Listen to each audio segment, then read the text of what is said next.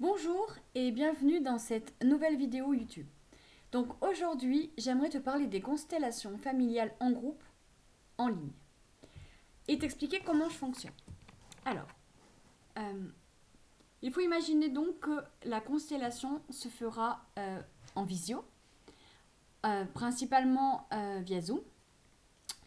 Et donc, vous allez voir, donc ici j'ai pris un tout petit carton, mais sinon vous voyez la table. Et nous avons à disposition des figurines. D'accord?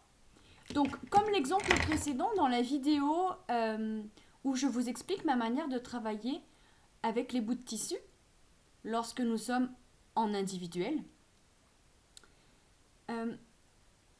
nous avons besoin d'une problématique.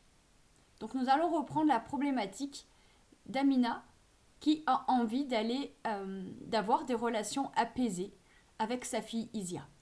Ok? Donc, là, vous êtes plusieurs personnes. On va dire que vous êtes 6.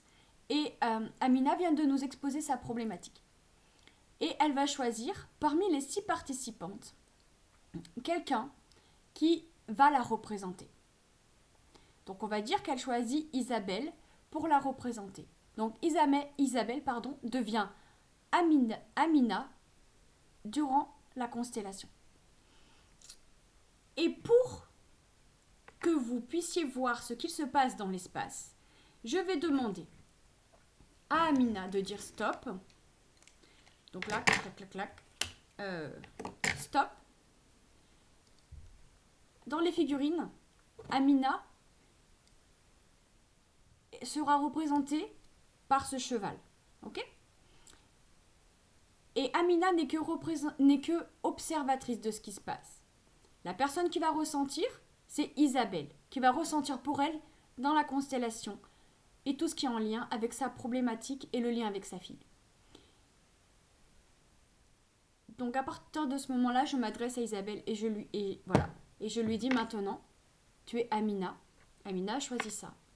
Dans la relation avec ta fille, tu prends le temps de te poser, de te mettre en relation avec Amina et de ressentir ce qu'il se passe pour toi. Ça dure 10 à 20 secondes, je lui laisse le temps de prendre et de ressentir ce qui se passe. Et elle va me dire, moi je me sens comme ci, je me sens comme ça, voilà. Et là je vais demander à Amina de choisir parmi les personnes présentes ce jour, quelqu'un qui va représenter sa fille Isia. Donc elle me dit, bah écoute, Nathalie, j'aimerais, si tu le souhaites, qu'elle représente ma fille Isia. Nathalie, ok. Et donc je demande à Amina de me dire stop dans mon tas de figurines. Et elle me dit stop. Ok. Mais je suis tombée sur ça. Désolée pour ceux qui flippent. Et je lui dis où est-ce que je pose Isia. Elle me dit sur moi. Ok. Voilà, sur moi. Tiens. Hop. Ok. Et là maintenant, vraiment, elle est observatrice, Amina. Et je suis en relation avec Isabelle et Nathalie, qui représentent Amina et Isia. Et à chacune de leur tour, je vais lui demander, bon, que ressent la représentante de Isia? Oh, bah moi, ma mère, je sais pas, j'ai la sensation de gérer ma mère. Ok. Que ressent la représentante de Amina? Oh, bah moi j'ai la sensation que ma fille elle m'étouffe. Ok. Et en fonction de ça, je vais questionner Amina sur son histoire. Et peut-être va me dire, ah oui, mais moi c'est vraiment, c'est la sensation que j'avais avec ma mère, tout le temps, elle m'étouffait. Ok. On va prendre une figurine pour ta mère. Ok. On prend une figurine pour sa mère, on la pose et on continue.